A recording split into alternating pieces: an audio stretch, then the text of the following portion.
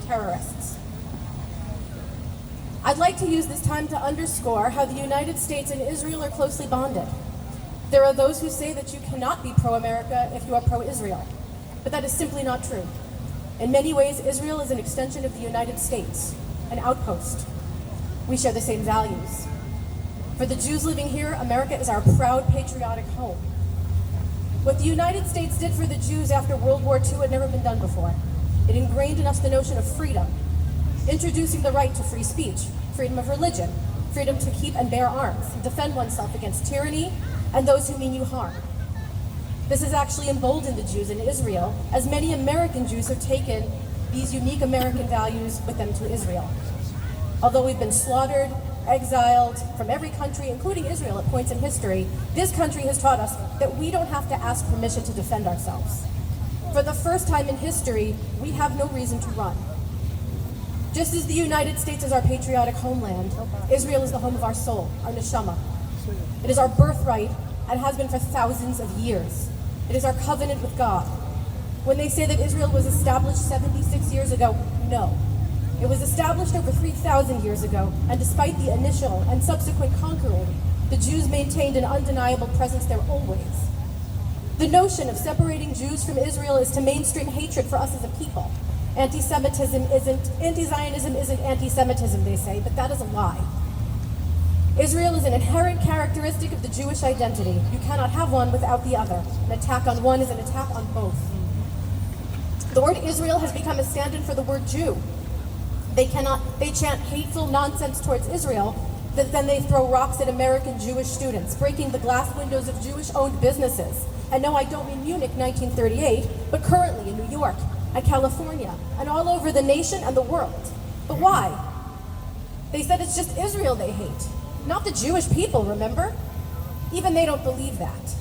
They know that Israel and the Jews are one and the same. Calling for Palestine to be free is just a red herring. What they mean is to be free of the Jews, all of them, and then the rest of the infidels.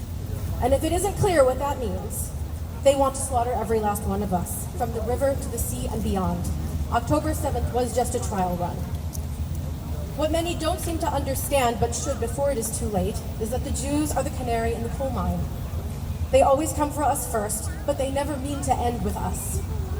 I hope our country will continue to stand with its strongest ally in the Middle East, Israel, because they will come for the United States and the rest of the Western world. It's not a matter of if, but when.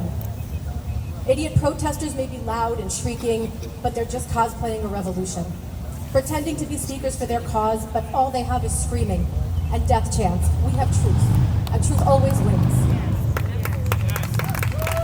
We are empowered Jews, not the Jews of yesteryear. We are descended from survivors. And we will never again voluntarily die just to be polite. Never again, never again. Amen. There's a saying that I saw somewhere. We worship life, they worship death. I wish us both luck. What happened on October 7th and everything that has transpired since has had the opposite desired effect. They have only strengthened us as a people. They have brought us closer together. We have nothing to be afraid of so long as we are willing to stand up for ourselves and fight back. Don't depend on others to do it for you. A resounding thank you to every non-Jewish supporter we have here today. Our gratitude is as unwavering as our faith, our pride, our resolve. I will leave you with this from the Passover Haggadah. It is this that has stood by our fathers and us. For not only one has risen against us to annihilate us, but in every generation they rise against us to annihilate us. But the Holy One, blessed is He, rescues us from their hand. Am Yisrael Chai. Thank you, Marissa. Thank you for being here. Our last speaker The is screen went dark. I don't know what our happened. Amida Albany spokesperson is going to say a few words on behalf of our organization. His name is Ephraim Sherman. Let's welcome him. Thank you. Okay, good. Good.